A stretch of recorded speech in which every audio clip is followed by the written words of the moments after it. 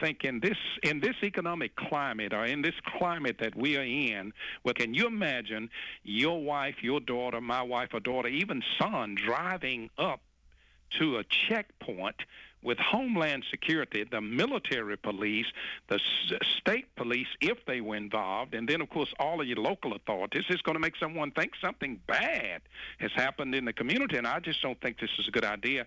I think it would have been a scare tactic that would have been hard for some of our citizens to get over, or maybe some of our senior citizens, and I'm totally against this kind of a tactic, and I'm going to do my best as a state representative to see that this does not happen again in my district, and hopefully nowhere in the state of Tennessee.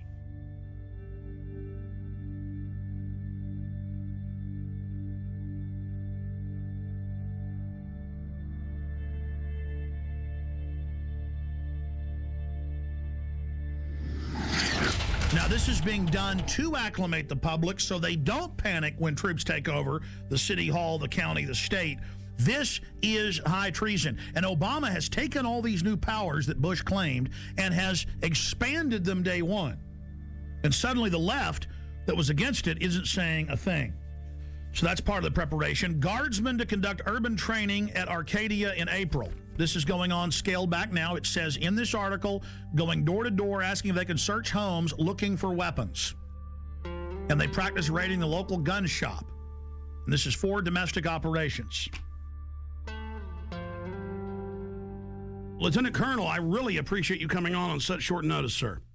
My pleasure. Thanks for the invitation. You bet. I saw this article out of the Daily Times Herald in Carroll, Iowa. Have you seen that? I sure have. And it's telling us about an urban warfare drill to be held in several towns. Can you tell us about that? Sure. It's actually a planned training event to provide our soldiers with greater proficiency at what we call cordon and search, which is a mission that, just for a little background, we've deployed nearly 13,000 members of the Iowa National Guard in the global war on terror. And the vast majority of those have been in Iraq and Afghanistan. And one of the missions that they perform in Iraq and Afghanistan on multiple occasions is cordon and search, where basically you are trying to get to an area, cordon it off to make sure everything's safe, and then actually search for caches of weapons or other kinds of contraband which could harm American forces and other like Fallujah, what we saw in Correct. Fallujah. Mm-hmm. Correct. Exactly. So because of where we're located in Iowa, there are no active duty bases in Iowa, so we kind of have to create our own urban training environments. So the plan on this particular training event was to actually use a small town of about 450 people. The town has actually kind of adopted the unit, which is called Company A, 1st Battalion, 168th Infantry, and they were more than willing to participate in the exercise.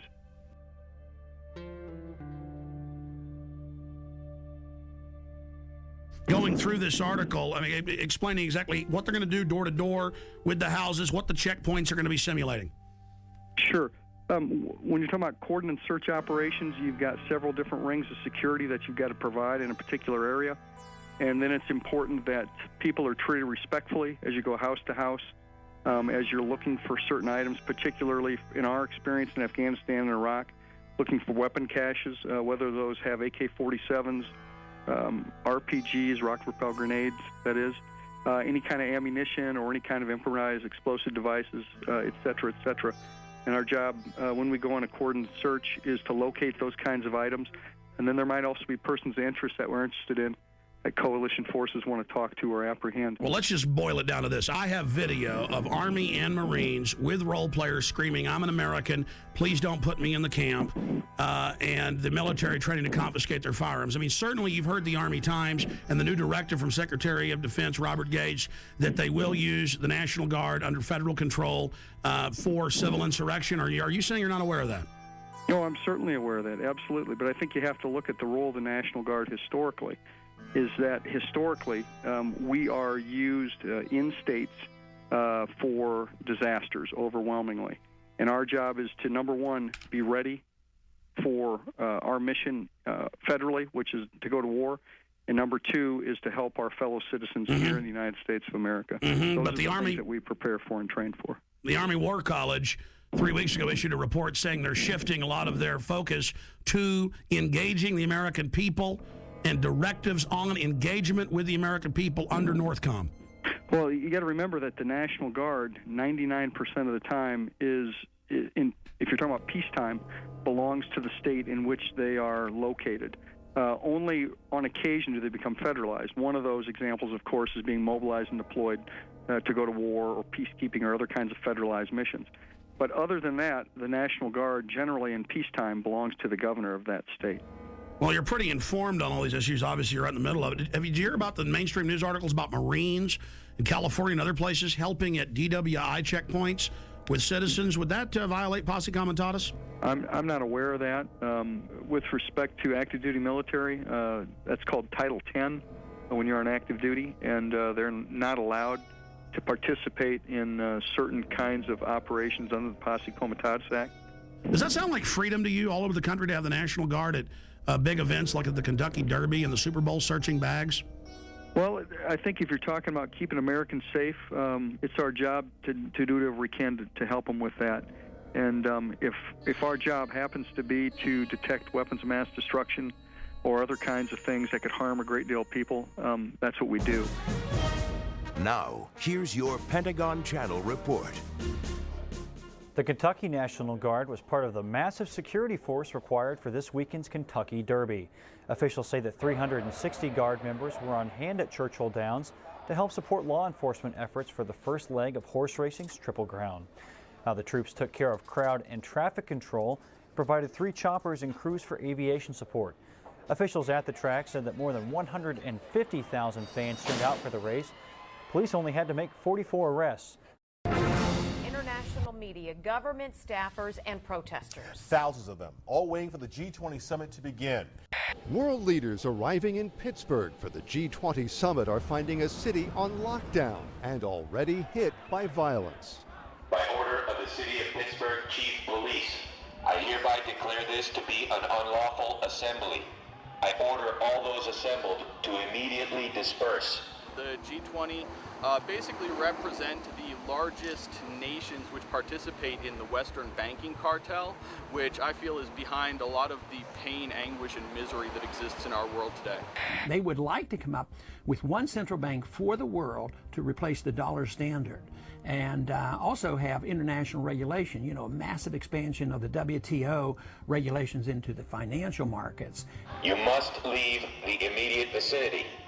If you remain in this immediate vicinity, you will be in violation of the Pennsylvania Crimes Code, no matter what your purpose is.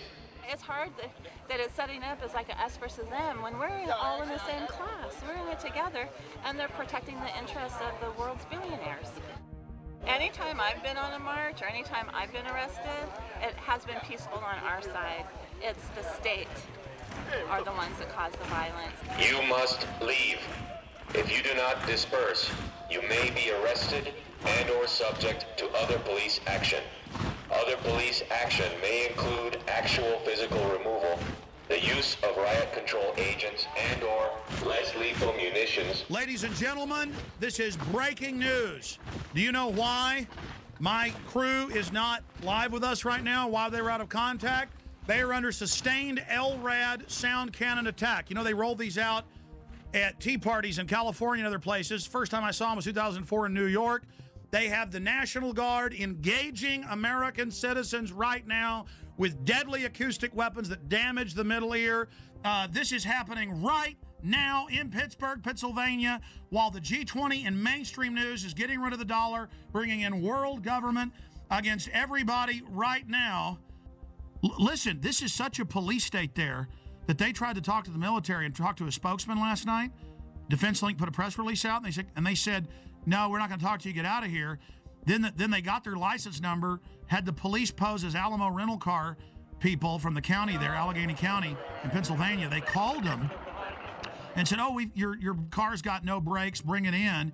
And they said, well, we're in the cordon at G20, we're news reporters, we can't get out till tomorrow. And they said, well, that's fine, because I'm a police officer with the Army and FBI, and you've all been put on terror list, and your life's over, boy, and we know you're a terrorist, and you were sneaking around the military base and ran. All lies. Thank you very much. Okay, so I just went over. They're going to have a guy